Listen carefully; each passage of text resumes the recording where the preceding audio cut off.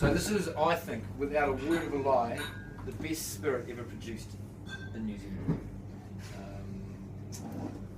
I did try, yeah, 100%.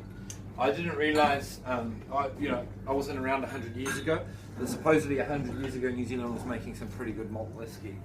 But however, in this modern day and age, there's no spirit, I don't think, that can rival what the boys have done here. It took them 5 years to get it into the bottle, working kind of full time around it.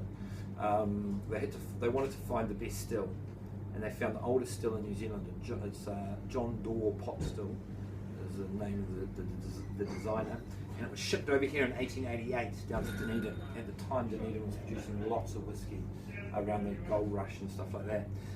And at that time, a huge influx of Scots down to Dunedin. They loved it because it was cold and it was like Scotland. My great-great-grandfather was the first Anglican minister of Dunedin, so I've got a little bit of history down there.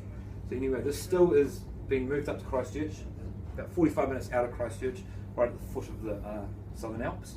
So they're using the most beautiful Southern Alps spring water. They've got this beautiful old still. They buy an American wheat, very different spirit. So 100% wheat spirit. Well, a lot of these gins, in fact, I'm not sure about Monkey 47, but all these other gins, oh no, not mine. So the Haymans, the Botanist, and Rogue are all using wheat 100% spirit as its base. Wheat's really good for making a gin because it produces a very clean, pure, unflavoured spirit. Yeah. Whereas if you're using malt, you're going to get that malty flavour. If you're using corn, you get a lot of sweetness. So good gins are usually using wheat or rye. So, which is what New York City is using. I'm not sure what Monkey does, probably wheat. Anyway, so we've got 12 botanicals in this, with the addition of the 10 I told you before. There is, there's orris root, which is what gives gin its real. There's orris in the Haymans too. Orris is what is from Italy, and it gives you that earthy note that you get in gin. But this is in fact a real citrus forward gin, because I've got 2 types of citrus, and basically the botanical mix goes juniper first, it has to be, then it's orange peel, then it's lemon peel, then it's coriander, then it's angelica. Okay, so the first 4 botanicals in all gins will be juniper, has to be first. Then a gin might be coriander dominant, and with the Haymans London Dry, the London Dry's coriander is the next botanical. Okay, but with these guys, it's orange, then lemon, but then you're always going to have coriander in that top botanical mix, and then angelica is what they call the binding botanical, and that's also what gives gin its really highly perfumed note.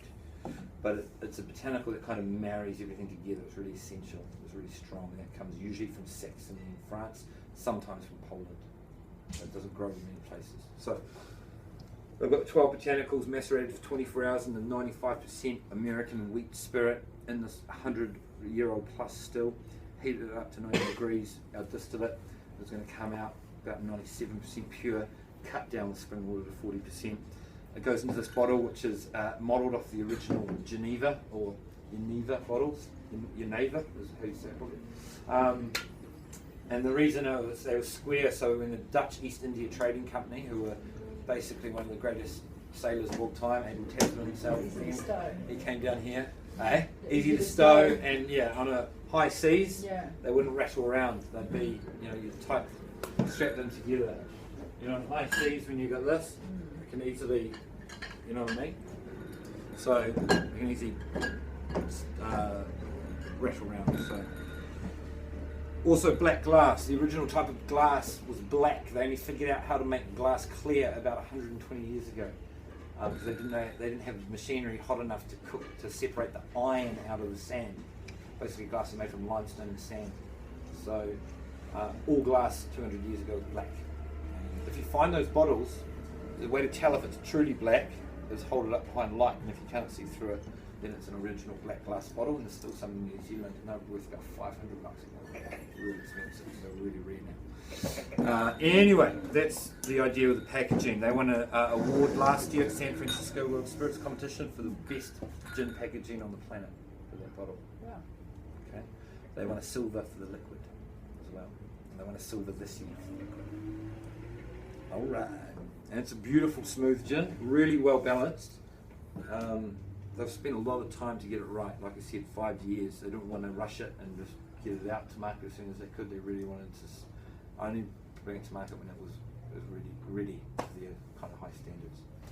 So, you know, you'll see it in a lot of top bars, and it's just going to go from strength to strength, I think.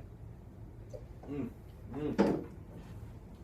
get a lovely sweetness in it, really lovely mouthfeel.